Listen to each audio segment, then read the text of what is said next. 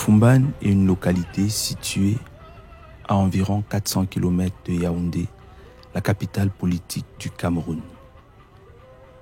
C'est de là qu'est originaire mon ami Aloté. Fumban est surtout connu comme étant le plus ancien, le plus grand, le plus puissant et peut-être le seul et unique royaume du Cameroun. Et pourtant, mon ami Aloté m'en parle comme étant un modèle de démocratie. De quoi se poser des questions. Pendant mon cursus scolaire, on m'a appris que la démocratie, c'est le pouvoir du peuple par le peuple. Et que les monarchies d'Afrique noire sont des régimes autoritaires.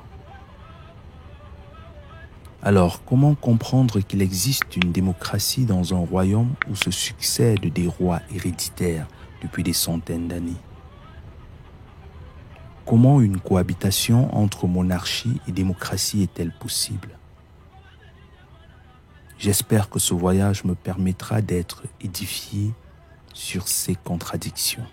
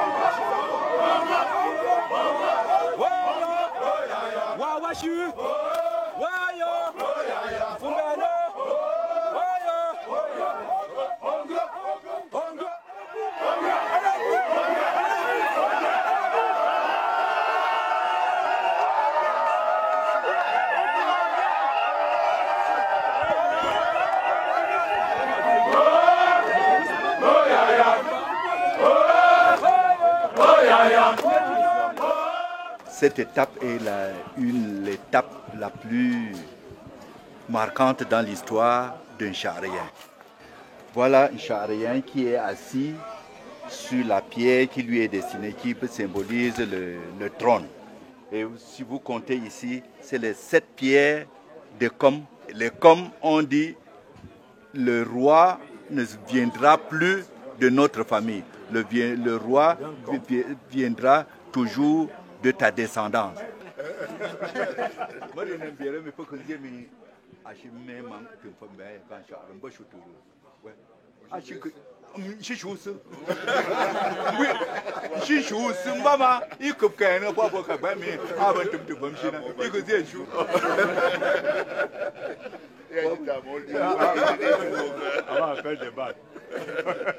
Ce sera la deuxième fois en 20 ans que je me suis assis sur cette pierre.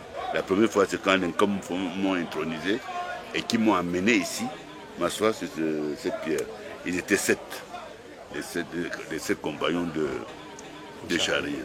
Nous avons voulu reconstituer l'histoire pour les jeunes. Nous étions 3, il y avait une fille qui s'appelle François qui est allé créer le royaume de Banso et le Fombam qui est allé créer le royaume de Mbam. Et nous étions 3. Le charien est venu ici pour créer le royaume Bamoun. Je suis tenté d'explorer l'histoire, de remonter le temps. Peut-être que là se trouve la réponse à mes interrogations.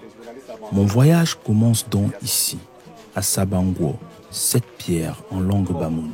Ces 7 pierres qui, 7 siècles plus tôt, ont marqué la naissance de la dynastie de Charienne. C'est un roi qui s'est enfui avec ses frères, dont celui qui allait être héritier. On connaissait le prince héritier. Charest était plus vieux, mais c'est lui qui allait hériter. C'est pour ça qu'il a cette tactique. Il traverse avec tous les siens. Une fois qu'il a traversé la Mapé, il se met à démolir les embarcations et ils étaient pressés parce qu'on les poursuivait. Et il fuit avec des objets traditionnels, régaliens. La pierre du pays vient de Rifum. Pour introniser le roi, il s'assoit dessus.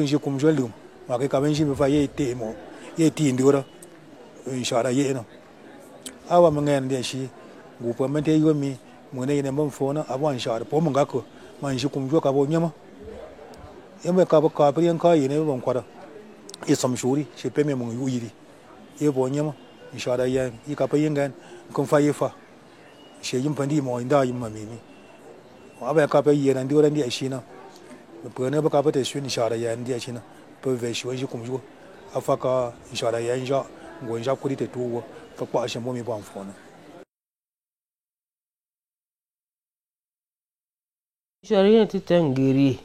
Il aimait conquérir, c'était un conquérant. Dans le sens de conquistador, comme disaient à l'époque, n'est-ce pas, de la colonisation latino-américaine. Chaque fois qu'il arrivait, ce chef, petit roitelet et résistant, il le conquête, il prend la place. Avec une superficie de 7700 km² pour 820 000 habitants environ, le royaume Bamoun occupe à lui seul plus de la moitié de l'étendue de la région de l'ouest du Cameroun, qui elle-même compte 7 autres départements. Cette immensité, le royaume la doit au roi Mbombo, le 11e monarque de la dynastie, le roi de la guerre. On raconte qu'il mesurait plus de 2 mètres de hauteur et pouvait se faire entendre sur 2 kilomètres à la ronde, aussi incroyable que cela puisse paraître.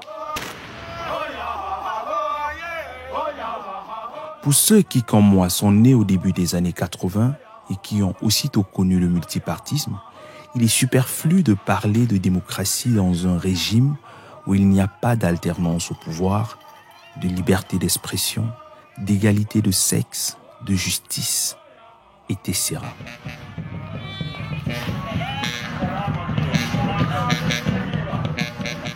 Sauf si ce thème prend une autre définition dans ce royaume.